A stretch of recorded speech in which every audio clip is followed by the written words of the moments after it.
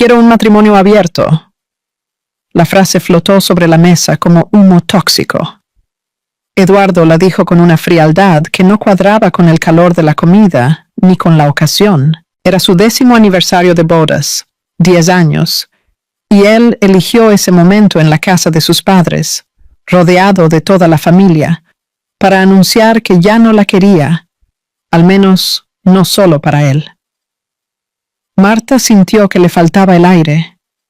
No fue un jadeo, sino un vaciamiento lento de los pulmones.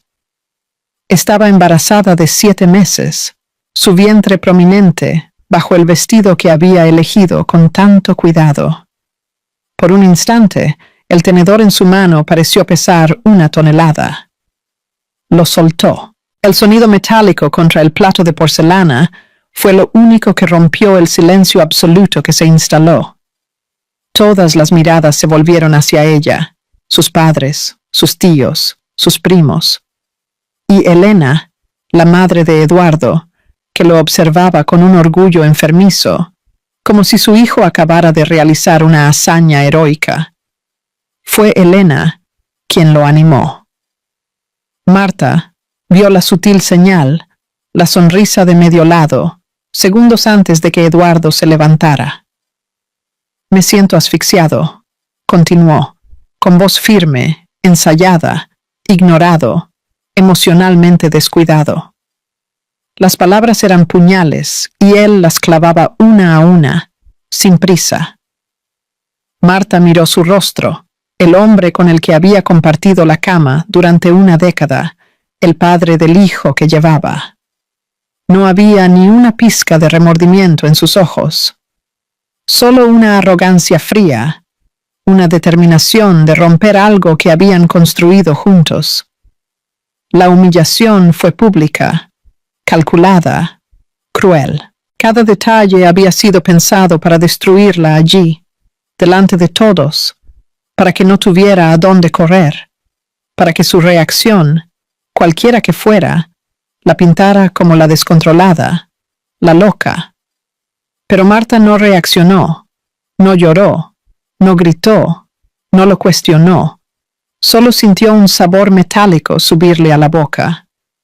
Tragó saliva, el dolor alojándose en su garganta como un nudo que no se deshacía. Permaneció sentada, la postura erguida, las manos reposando sobre su vientre, como si protegiera a su hijo del mundo que acababa de desmoronarse. Su silencio era más pesado que cualquier grito. Era una ausencia de reacción que desarmó el espectáculo que habían montado. Eduardo esperaba lágrimas, esperaba un escándalo. La falta de respuesta lo dejó incómodo. Miró a su madre, que frunció el ceño, impaciente. «Bueno, Marta, ¿no vas a decir nada?», provocó Elena, con voz cortante. Marta levantó los ojos lentamente. Miró a su suegra, luego a su marido.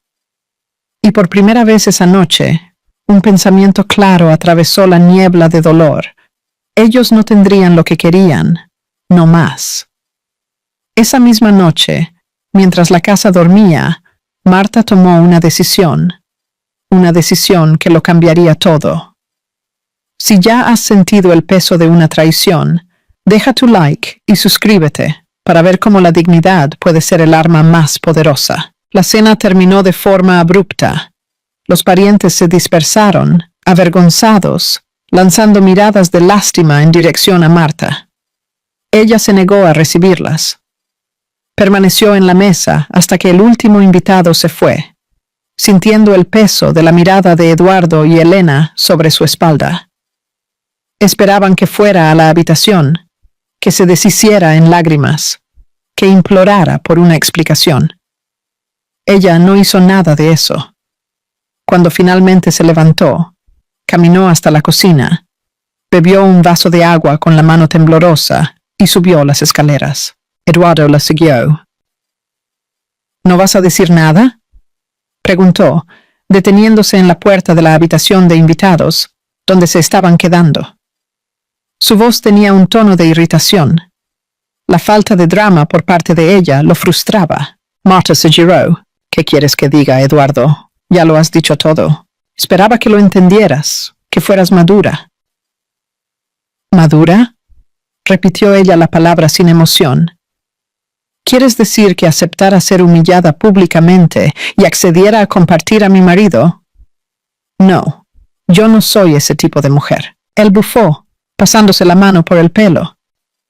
Sabía que harías esta escena, siempre tan dramática. Ella lo observó, y la imagen del hombre que amaba comenzó a desmoronarse, reemplazada por un extraño. Un extraño cruel y egoísta. «Buenas noches, Eduardo», dijo, y le cerró la puerta en la cara. Ella no durmió. Se sentó en el borde de la cama, en la oscuridad, y sintió al bebé moverse dentro de ella. Una patada suave, una pequeña vida ajena a la destrucción que sucedía fuera. Ese movimiento fue un ancla, un recordatorio de que no estaba sola y que necesitaba ser fuerte, no por ella, sino por él. El plan se formó en su mente, claro y preciso. No era un plan de venganza, era un plan de supervivencia. A las 3 de la mañana, cuando el silencio en la casa era total, se levantó. Se movió con una calma que no sentía. Abrió el armario y cogió una maleta pequeña, de esas de viaje de fin de semana. Puso dentro solo lo esencial. Algunas prendas cómodas, sus documentos, la tarjeta de control prenatal, la ecografía más reciente. Dejó atrás las joyas que él le regaló, los vestidos caros, las fotos de la boda. Dejó atrás 10 años de una vida que ahora veía que era una farsa. Antes de salir, se detuvo frente al espejo. La mujer que la miraba de vuelta parecía exhausta, los ojos hundidos, pero había una nueva dureza en su expresión, una resolución. Cogió la alianza de boda, la sostuvo por un instante y la colocó sobre la cómoda, junto al caro reloj de Eduardo. Un gesto silencioso, un punto final. Bajó las escaleras sin hacer ruido. La puerta principal chirrió un poco y su corazón se aceleró, pero nadie se despertó. Afuera, el aire frío de la madrugada la golpeó. Llamó a un coche por aplicación, pagó en efectivo y pidió que la dejaran en un hotel sencillo al otro lado de la ciudad, un lugar donde nadie la encontraría. A la mañana siguiente, Eduardo se despertó y encontró la cama vacía, la puerta de la habitación de invitados abierta. Su ausencia era un grito en el silencio de la casa. Bajó las escaleras buscándola en la cocina, en la sala. Nada. Fue entonces cuando vio la alianza sobre la cómoda. La furia lo consumió. No era tristeza, ni preocupación. Era rabia. Rabia por haber perdido el control. Ella no debería haberse ido. Debería haberse quedado, llorado, implorado. Debería haberle dado el poder de consolarla, de dictar los términos de la nueva vida que él quería. ¡Huyó!, gritó, bajando las escaleras. Helena apareció desde la cocina con una taza de café en la mano. ¿Huyó? ¿Cómo que huyó? Se fue, cogió una maleta y desapareció. La expresión de Helena se endureció. La ingrata, después de todo lo que hicimos por ella. Pero entonces, un brillo calculador surgió en sus ojos. «Calma, hijo mío. Vamos a resolver esto». Ese mismo día, sonó el teléfono de la madre de Marta. Era Helena. Su voz era un pozo de falsa preocupación. «Estoy tan preocupada por Marta», decía. «No está bien. El embarazo la ha dejado inestable. Tuvo un brote anoche, dijo cosas sin sentido y simplemente desapareció. Abandonó el hogar. Estamos desesperados». La narrativa comenzó a tejerse. Marta no era la víctima. Era la mujer embarazada y desequilibrada. La esposa dramática que no soportó una conversación adulta. Eduardo, el marido paciente y preocupado, víctima de una mujer hormonalmente inestable. Llamaron a amigos, a parientes, esparciendo la misma historia. Pintaron un cuadro tan convincente que algunos comenzaron a creer. Pobre Eduardo, decían, pasando por esto con su mujer embarazada. Mientras tanto, en una anónima habitación de hotel, Marta apagaba el móvil. Ella sabía que ellos harían eso. Sabía que intentarían destruir su reputación para salvar su propia imagen. Cambió la tarjeta SIM del aparato por un número nuevo, de prepago.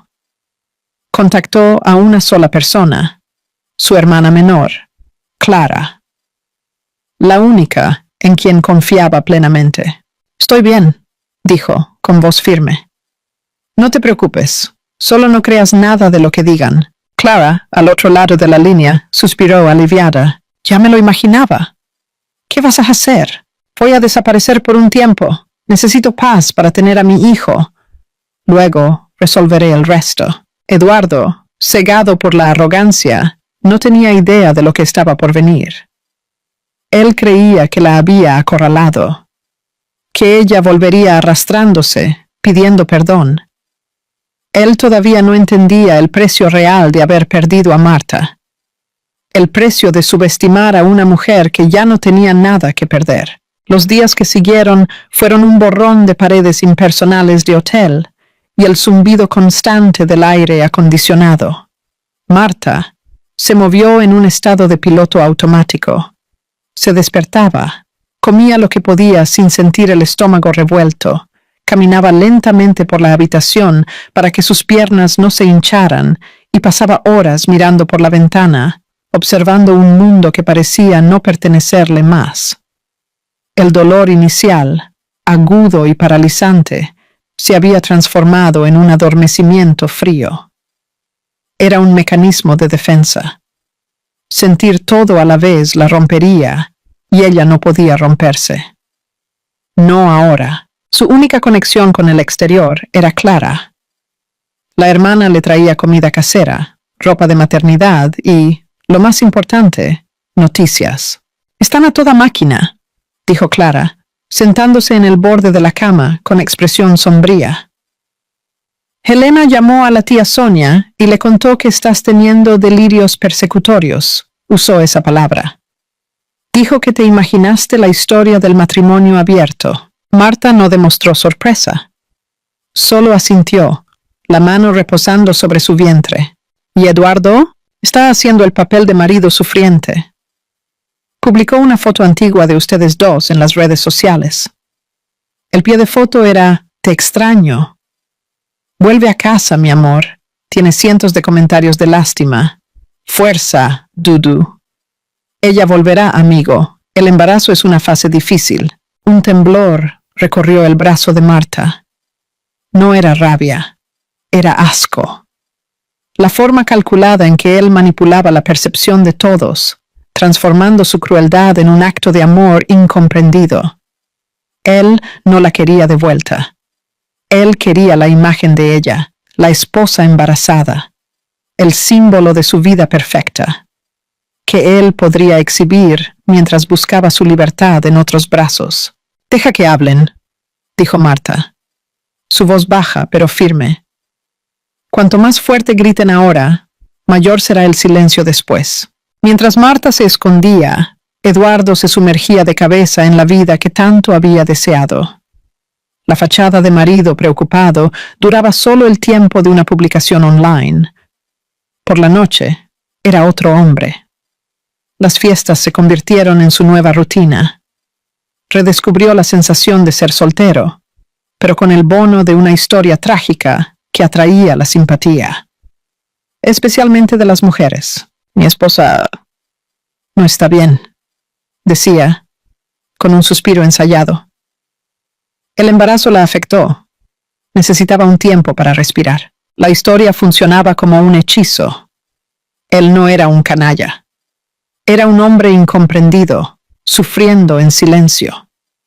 Las mujeres lo veían como un desafío, un hombre sensible que necesitaba consuelo. Y él aceptaba el consuelo con los brazos abiertos.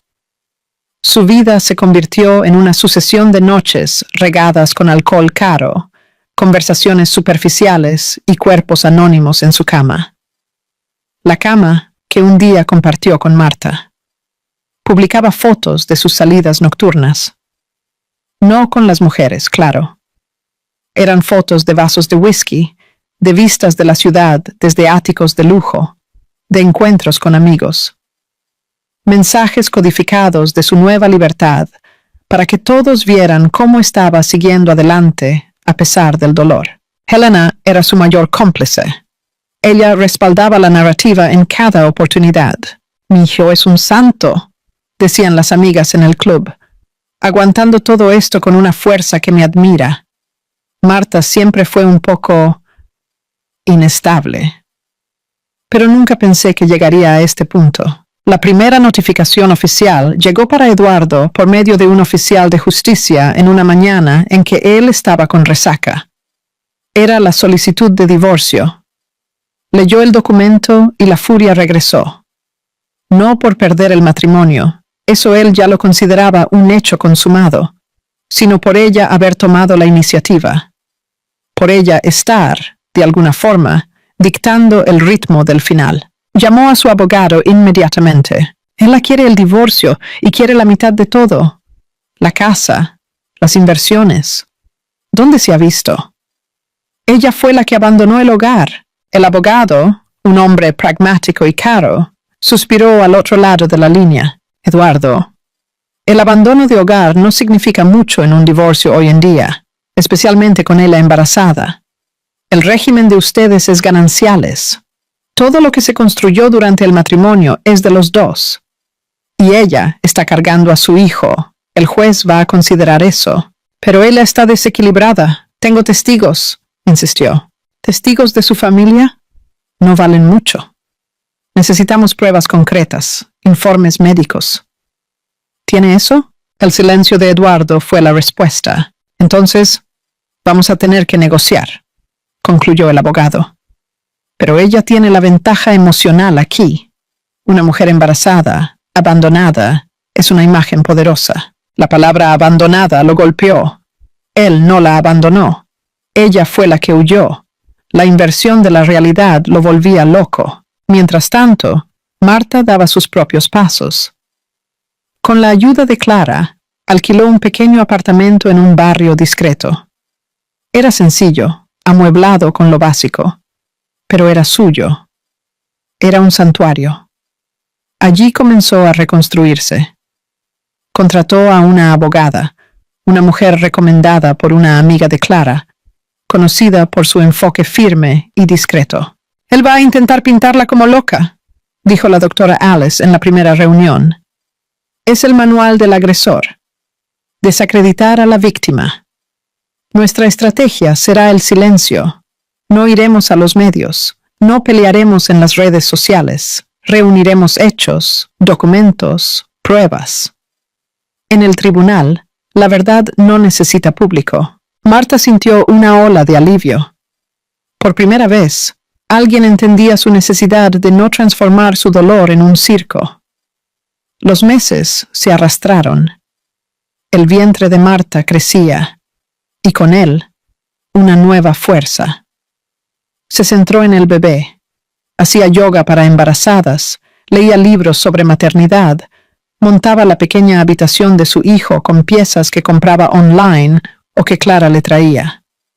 Cada pequeño mameluco, cada pañal de tela, era una promesa de futuro. Un futuro que no incluía a Eduardo. Eduardo, por su parte, vivía en un universo paralelo. El divorcio se arrastraba, con sus abogados intercambiando propuestas y contrapropuestas. Él le ofreció a Marta una cantidad irrisoria para ayudarla a empezar de nuevo, como si le estuviera haciendo un favor. La abogada de ella se negó sin pestañear. La doble vida de Eduardo comenzó a cobrar su precio, no financieramente, sino físicamente. Las noches mal dormidas, el exceso de alcohol, la alimentación desordenada. Estaba más delgado, con ojeras que el maquillaje de Elena no conseguía ocultar en las fotos familiares.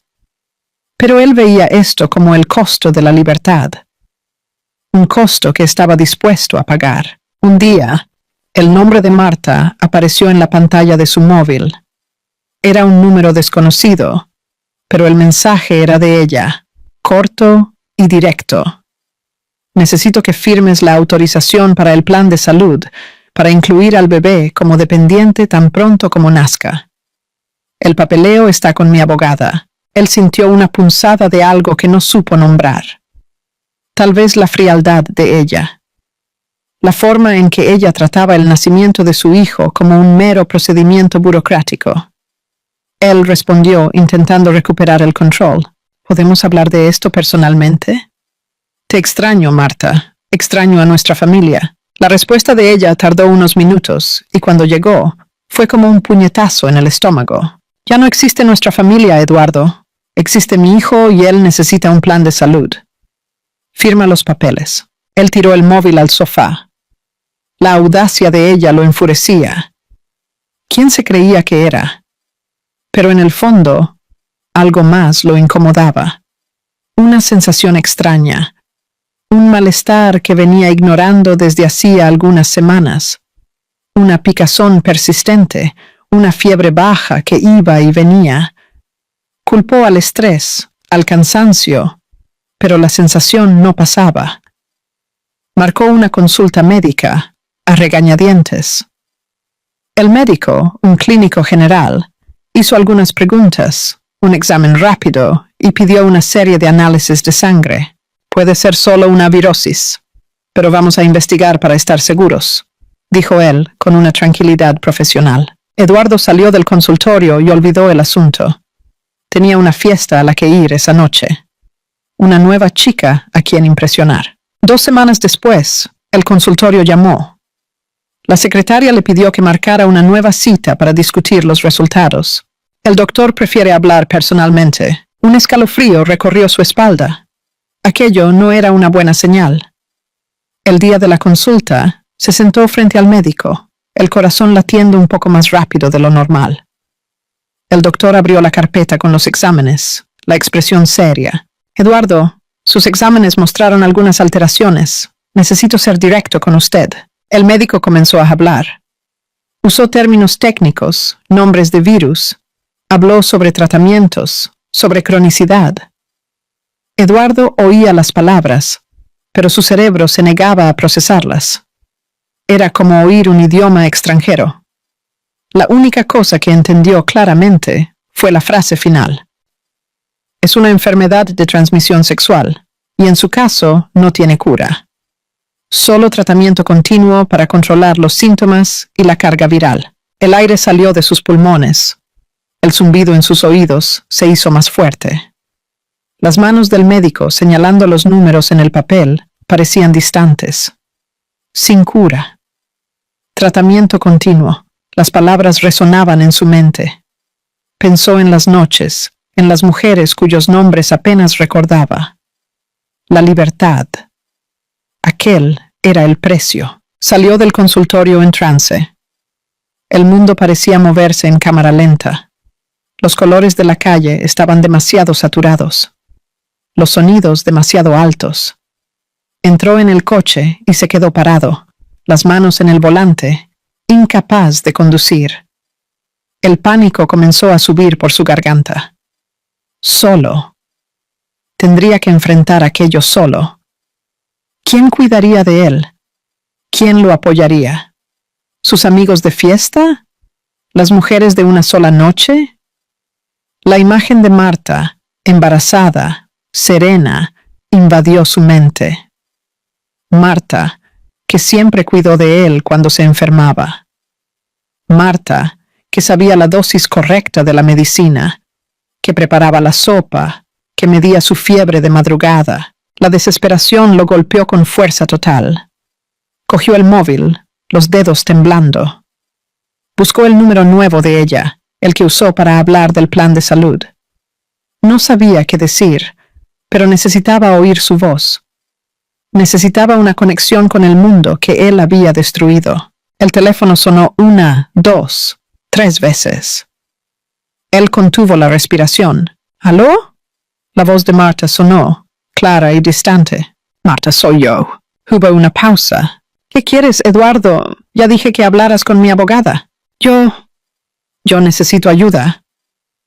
La voz de él salió débil, rota, una voz que ni él reconocía. Al otro lado de la línea, el silencio de Marta fue largo. No era un silencio de shock o lástima. Era un silencio frío, analítico, como si ella estuviera pesando cada palabra de él. Y entonces, la respuesta vino. Una respuesta que lo dejó sin aliento, sin suelo, sin reacción. Lo sé. Aquellas dos palabras dichas en la voz calma e inalterada de Marta fueron más devastadoras que cualquier grito o acusación. Eduardo sintió que le arrancaban el aire de los pulmones. La mano que sostenía el móvil se aflojó. ¿Cómo? ¿Cómo podría saber? Él acababa de salir del consultorio médico. Nadie más en el mundo sabía. ¿Cómo? ¿Cómo lo sabes? Tartamudeó, la mente girando en busca de una explicación lógica. ¿El médico la conocía? ¿Un amigo en común? El silencio de ella al otro lado de la línea era pesado, cargado de un conocimiento que él no conseguía comprender. Eso no importa ahora, Eduardo. Lo que importa es que estás enfermo y tienes miedo. No era una pregunta. Era una afirmación. Ella no solo estaba informada, ella lo estaba leyendo. La percepción fría y clínica de ella lo desarmó completamente. La fachada de hombre en control que él sostuvo durante meses se desmoronó. Allí, dentro de su coche de lujo, él era solo un hombre aterrorizado. Marta, yo... Él comenzó sin saber qué decir. ¿Pedir ayuda? ¿Confesar? No sé qué hacer. No hay nada que yo pueda hacer, respondió ella. Y la finalidad en su voz fue como una puerta cerrándose. Necesitas seguir las indicaciones de tu médico. Iniciar el tratamiento es la única cosa que importa para tu salud. Él esperaba una pizca de compasión. Tal vez un lo siento o todo estará bien. Pero no había nada, solo una practicidad cortante. No quiero pasar por esto solo, admitió. La voz embargada, la humillación de su confesión era abrumadora. Tomaste tu decisión cuando pediste un matrimonio abierto en aquella cena, dijo ella, sin una pizca de emoción. Elegiste no estar más conmigo. La soledad es una consecuencia directa de esa elección. Ahora, si me disculpas, tengo una consulta. Pídele a tu abogado que se ponga en contacto con la mía sobre los papeles del bebé. Y colgó. Eduardo se quedó mirando la pantalla oscura del móvil. El sonido de la llamada terminada resonó en el silencio del coche. Ella sabía. Y a ella no le importaba. La mujer que un día midió su fiebre con la frente, ahora lo trataba como un problema administrativo a ser resuelto por abogados. La frialdad de ella era más aterradora que la propia enfermedad. Él no se lo contó a nadie. ¿Cómo podría? Contarle a Elena significaría admitir que la libertad que ella tanto incentivó lo había marcado para siempre.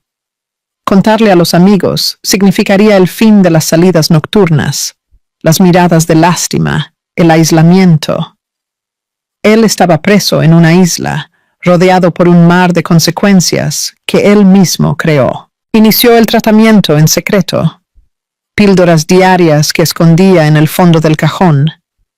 Visitas a un infectólogo en una clínica al otro lado de la ciudad, donde no correría el riesgo de encontrar conocidos. El médico fue claro. El tratamiento era de por vida. Mantendría el virus bajo control, pero no lo eliminaría. Y él tendría que ser honesto con futuras parejas. La palabra honesto sonó como una broma de mal gusto en su cabeza. Mientras Eduardo libraba su batalla silenciosa y solitaria, la fecha del parto de Marta se acercaba. El embarazo avanzado la dejaba cansada, pero también más determinada. Con cada patada del bebé, ella recordaba por qué estaba haciendo todo aquello. La revelación de Marta sobre su conocimiento de la enfermedad de Eduardo no vino de una bola de cristal. Vino de una fuente inesperada. Una de las mujeres con las que Eduardo se había involucrado, una chica más joven que se sintió usada y descartada, Encontró el perfil de Clara, hermana de Marta, en las redes sociales. En un acto de despecho, o tal vez de una conciencia tardía, le envió un mensaje. Tu hermana debería hacerse unos exámenes. El marido de ella no es tan cuidadoso como parece. El mensaje era vago, pero alarmante. Clara, en pánico, se lo mostró a Marta. En ese momento las piezas encajaron. El malestar que Eduardo mencionó en una de las raras y tensas conversaciones sobre el divorcio. La insistencia de él en una vida de excesos. Marta no sintió rabia. Sintió una claridad gélida. Aquel era el secreto de él. Aquel era el fondo del pozo que él estaba cavando para sí mismo. Ella no usó la información. La guardó. Era una carta demasiado poderosa para ser jugada sin un propósito claro. Con la proximidad del nacimiento, Eduardo cambió de táctica. La desesperación lo convirtió en un actor mejor. Empezó a llamar a Marta, la voz cargada de un falso arrepentimiento. He estado pensando mucho en nosotros, en todo lo que tiré por la borda, dijo en una de las llamadas. Fui un idiota, Marta. Un tonto. Estaba perdido, confuso. Pero ahora lo veo. Lo que importa es nuestra familia. Marta escuchaba en silencio, la mano en el vientre. Ella sabía exactamente lo que él estaba haciendo. Él no quería a la familia. Él quería una enfermera. Quería la seguridad del matrimonio. La apariencia de normalidad para esconder la realidad de su condición. Nuestro hijo va a nacer, continuó, la voz embargada. Merece tener a su padre y a su madre juntos. Por favor, Marta, piensa en él. Vuelve a casa. Podemos olvidar todo esto, empezar de nuevo. No, Eduardo, no podemos, respondió ella con voz firme. Tú no quieres un nuevo comienzo, quieres una cuidadora. Y yo no estoy disponible para ese papel. La negativa directa lo desestabilizó. Él alternaba entre súplicas y amenazas veladas. Si no vuelves, voy a convertir este divorcio en un infierno. No vas a ver un centavo de lo que es tuyo por derecho, gritó en otra llamada. Habla con mi abogada, repetía ella y colgaba. La audiencia de conciliación fue marcada para una semana antes de la fecha prevista para el parto. Marta estaba visiblemente embarazada, el rostro cansado, pero la postura impecable. Entró en la sala de audiencias acompañada por su abogada, la doctora Alice. Eduardo ya estaba allí, al lado de su abogado. Usaba un traje caro, el pelo perfectamente peinado, pero había una tensión en su mandíbula, un brillo febril en sus ojos. Elena estaba en el pasillo, lanzando una mirada de puro veneno a Marta. La sala era pequeña, opresiva. El mediador, un hombre de mediana edad, con una expresión aburrida, inició la sesión. Estamos aquí para intentar llegar a un acuerdo amigable sobre la disolución del matrimonio y las cuestiones pertinentes al hijo que está por venir, dijo, de forma monótona. El abogado de Eduardo comenzó.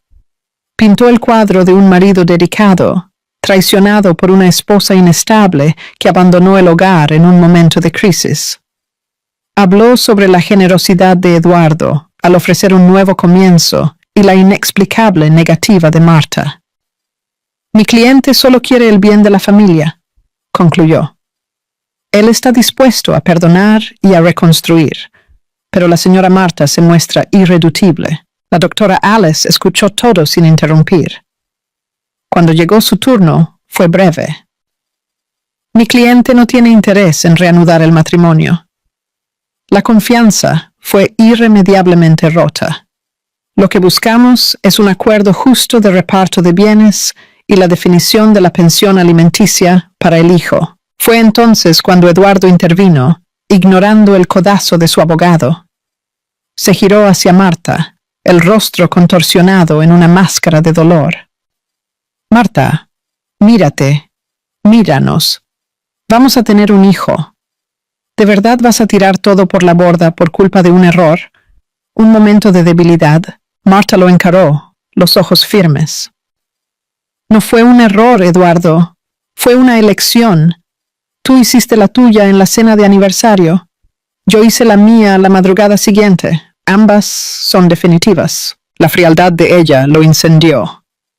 Él se levantó, la voz subiendo de tono. ¿Entonces es así? ¿Me vas a abandonar ahora que más te necesito? ¿Después de todo lo que te di? Necesitamos mantener la calma, señor Eduardo, dijo el mediador, acomodándose en la silla. Pero Eduardo no oyó. Dio un paso en dirección a Marta. Te lo advierto. O vuelves a mí, o voy a arrastrar este proceso por años. Voy a probar que eres incapaz. Voy a luchar por la custodia de mi hijo. No vas a tener paz. La amenaza flotó en el aire. Era su triunfo final. El chantaje emocional. La doctora Alice se levantó lentamente. Abrió una carpeta que estaba sobre la mesa. Señoría, dijo, dirigiéndose al mediador, pero con los ojos fijos en Eduardo. La negativa de mi cliente a reanudar el matrimonio no se basa solo en la humillación pública que sufrió. Se basa en hechos. Hechos que hacen que la convivencia con el señor Eduardo no solo sea indeseable, sino peligrosa para la salud de ella y del bebé. El abogado de Eduardo palideció. Protesto. Esto es una acusación infundada. No es una acusación, continuó la doctora Alice, la voz calma y letal. Es una constatación médica. Ella sacó un documento de la carpeta. Tenemos aquí el resultado de exámenes hechos por mi cliente durante el control prenatal. Todos negativos. Ella está saludable. Entonces ella sacó otro conjunto de papeles. Eran impresiones de conversaciones de una aplicación de mensajes. Y tenemos aquí, dijo, colocando los papeles sobre la mesa, conversaciones íntimas entre el señor Eduardo y una de sus parejas extramaritales. En ellas, él no solo admite haber sido diagnosticado con una enfermedad de transmisión sexual crónica e incurable, sino que también revela su plan de reaproximarse a su esposa embarazada, sin contarle jamás la verdad sobre su condición, para no tener que enfrentar la enfermedad solo. El silencio en la sala era absoluto. El aire se enrareció. Eduardo sintió que la sangre huía de su rostro. Las piernas le flaquearon. Se apoyó en la mesa. Las conversaciones. Él nunca lo imaginó. Su abogado miraba los papeles, luego a él, la boca abierta en shock. El mediador cogió las hojas, los ojos recorriendo las líneas. La expresión de aburrimiento en su rostro fue sustituida por una de absoluto asombro. «Señor Eduardo», dijo el mediador, la voz ahora grave. «¿Es esto verdad?» Eduardo no consiguió responder. Un sonido estrangulado salió de su garganta. La humillación era total. No era pública, como la que él impuso a Marta, pero era más profunda. Era la exposición de su esencia, de su carácter defectuoso, de su egoísmo desesperado. La doctora Alice dio el golpe final. Mi cliente no está aquí para juzgar las elecciones del señor Eduardo, pero ella tiene el derecho y el deber de protegerse y proteger a su hijo. La insistencia de él en una reconciliación a la luz de estos hechos no es un acto de amor, sino de manipulación egoísta y peligrosa. Cualquier acuerdo, a partir de ahora, debe tener esto en consideración. El mediador miró a Eduardo, luego a Marta. Se aclaró la garganta. Creo que esta sesión de conciliación ha terminado. Recomiendo que usted, dijo señalando a Eduardo, hable seriamente con su abogado sobre una propuesta de acuerdo que sea razonable, muy razonable. Eduardo no oyó el resto. Se giró y salió de la sala, tambaleándose. En el pasillo, Elena lo esperaba, ansiosa. ¿Y entonces? ¿Cómo fue? Él pasó junto a ella sin decir una palabra, el rostro una máscara de ceniza. Marta se levantó, la mano apoyada en el vientre. En el momento en que se puso de pie, sintió un pinchazo agudo y un líquido caliente escurrir por sus piernas. Ella jadeó. La doctora Alice se giró hacia ella, alarmada. «¡Marta!» «La bolsa», susurró, los ojos muy abiertos.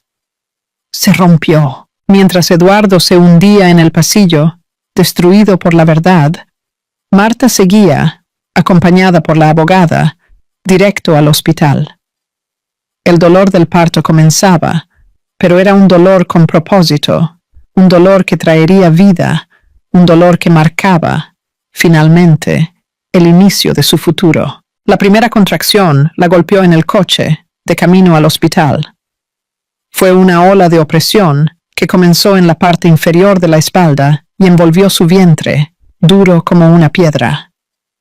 Marta jadeó, agarrando el reposabrazos del asiento. La doctora Alice, a su lado, conducía con una calma impresionante, el móvil en altavoz, ya en contacto con el equipo médico del hospital. «Estamos a 5 minutos». La bolsa se rompió, las contracciones comenzaron, decía la abogada, alternando entre el papel de defensora legal y el de soporte de emergencia. Marta cerró los ojos, intentando respirar profundamente, como aprendió en las clases de preparación. El olor a antiséptico del coche de la abogada se mezclaba con el olor metálico del miedo. El dolor era físico, real, pero extrañamente bienvenido. Era un dolor limpio, un dolor con un propósito, muy diferente del dolor silencioso y corrosivo que sintió en los últimos meses. Mientras tanto, en el tribunal, Eduardo permanecía paralizado en el pasillo. Elena lo sacudía por el brazo, la voz estridente cortando el aire. «Eduardo, ¿qué pasó? ¿Qué dijo esa mujer? ¡Háblame!». Él no conseguía formar palabras. La humillación era una sustancia física, un veneno corriendo por sus venas, paralizando sus músculos.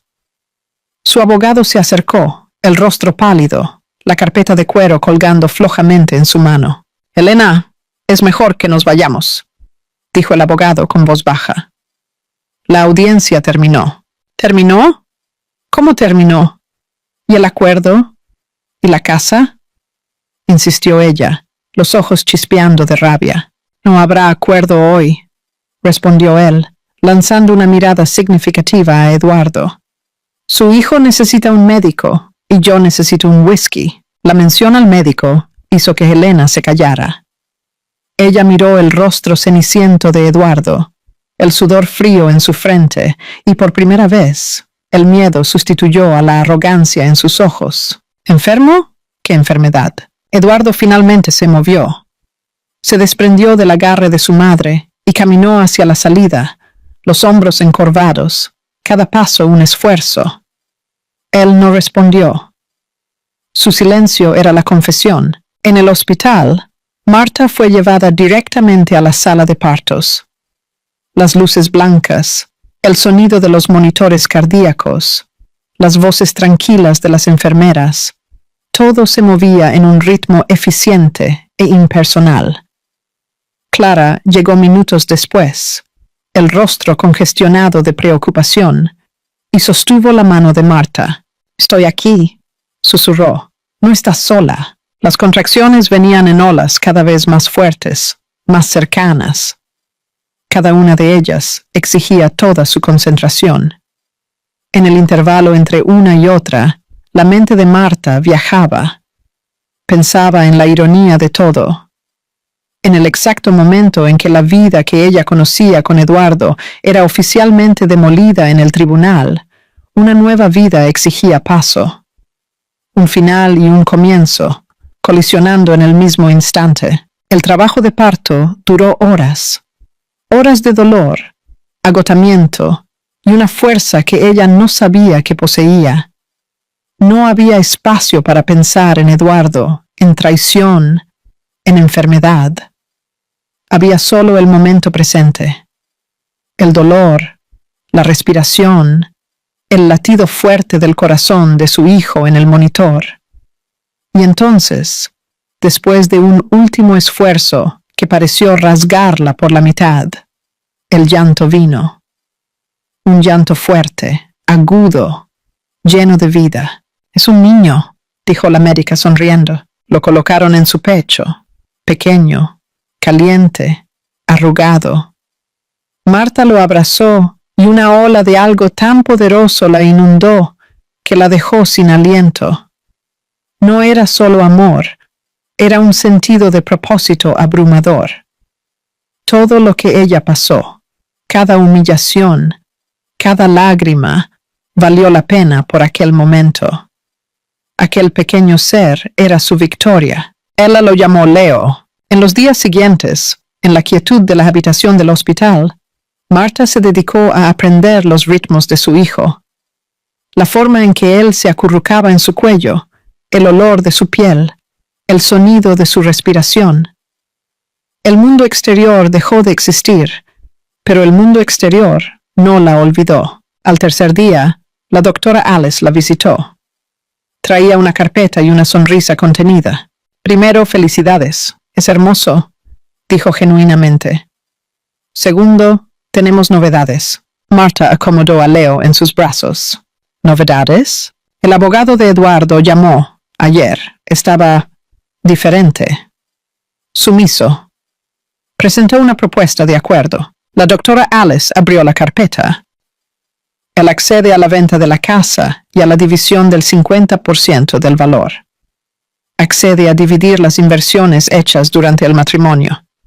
Y accede a un valor de pensión alimenticia para Leo, que es 30% mayor de lo que pedimos inicialmente. Marta se quedó en silencio procesando. Era una capitulación total. «¿No hay condiciones?», preguntó desconfiada. «Solo una», dijo la abogada, y su sonrisa se ensanchó un poco.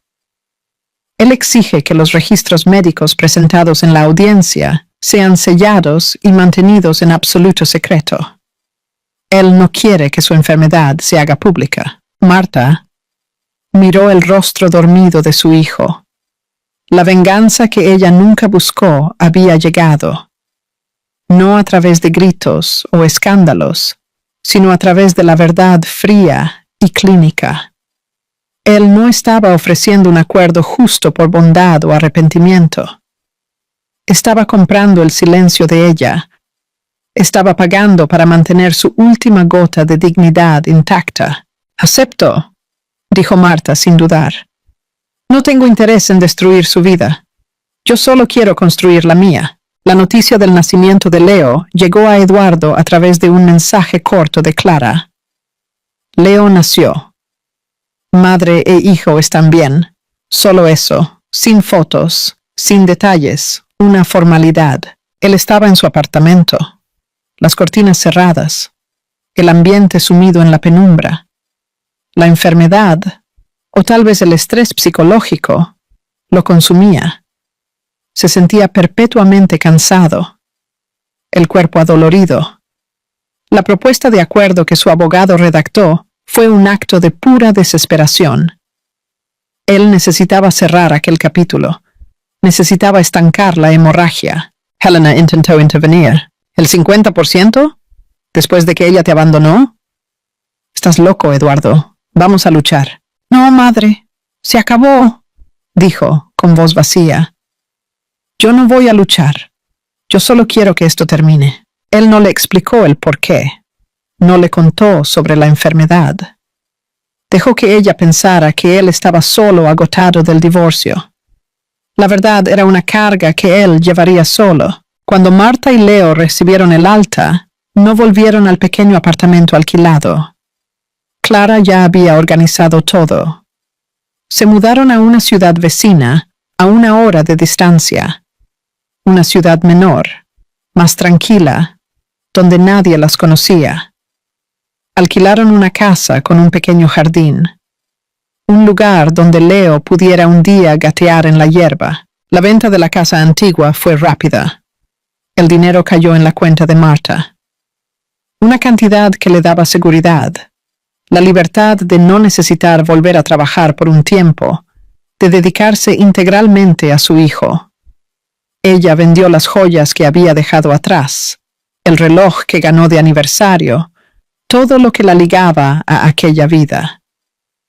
Con el dinero, montó la habitación de Leo, compró muebles nuevos para la casa. Cada objeto era una elección de ella, una afirmación de su nueva identidad. La vida se calmó. Los días estaban llenos de tomas, cambios de pañales, nanas y el sonido suave de la respiración de un bebé. El dolor del pasado no desapareció, pero fue acomodándose en un lugar más distante, como una cicatriz que deja de doler, solo recordando que hubo una herida allí. Eduardo, por otro lado, se hundía. Con la venta de la casa, se mudó a un apartamento menor, un lugar que resonaba su soledad. El dinero que recibió fue rápidamente corroído por deudas de tarjeta de crédito que él acumuló en su fase de libertad. Los amigos de las fiestas desaparecieron, alejados por su cambio de humor, por su falta de energía, por una melancolía que él no conseguía disimular. Su enfermedad exigía una rutina arreglada que él despreciaba. Sin alcohol, alimentación saludable, descanso. Era lo opuesto a la vida que él había elegido. Con cada píldora que tragaba por la mañana, él recordaba el precio de sus elecciones. Helena, incapaz de lidiar con el hijo deprimido y la pérdida del estatus social que el matrimonio de él proporcionaba, comenzó a alejarse. Sus visitas se volvieron más raras, las llamadas más cortas. Ella no conseguía mirarlo sin ver el fracaso de sus propios planes. Un día, movido por un impulso de soledad o tal vez de un arrepentimiento genuino, Eduardo condujo hasta la nueva ciudad de Marta. Él no sabía la dirección exacta, pero encontró el nombre de ella en una lista telefónica online. Paró el coche frente a la casa sencilla con un columpio de bebé en el porche. Él la vio a través de la ventana. Ella estaba sentada en un sillón, arrullando a Leo. La luz del atardecer la envolvía y ella parecía en paz. Había una serenidad en su rostro que él no veía desde hacía años. Una serenidad que él mismo le había robado y que, de alguna forma, ella encontró de nuevo sin él. Él cogió el móvil, pensó en llamar, en pedir ver al hijo. ¿Pero qué diría? La imagen de ella, completa y feliz sin él, fue un golpe más duro que cualquier revelación en el tribunal. Él era irrelevante, un fantasma de una vida pasada. Encendió el coche y se fue. Marta no lo vio.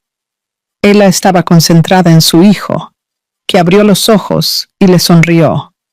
Una sonrisa sin dientes y pura. Ella le sonrió de vuelta.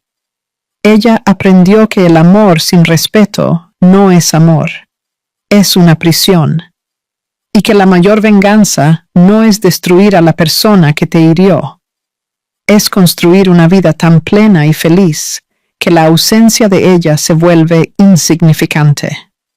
Él pidió libertad y la encontró en la forma de una enfermedad, deudas y una soledad aplastante. Ella fue forzada a encontrar la libertad y la encontró en la forma de un hijo, de una casa tranquila y de la dignidad de saber que sobrevivió. Y no solo sobrevivió, floreció. ¿Qué te pareció esta historia? De 0 a 10, ¿qué nota le darías? Suscríbete al canal y haz clic en la campana para recibir todos nuestros vídeos. Y aprovecha para ver otra historia sorprendente haciendo clic en la pantalla. Gracias y hasta la próxima.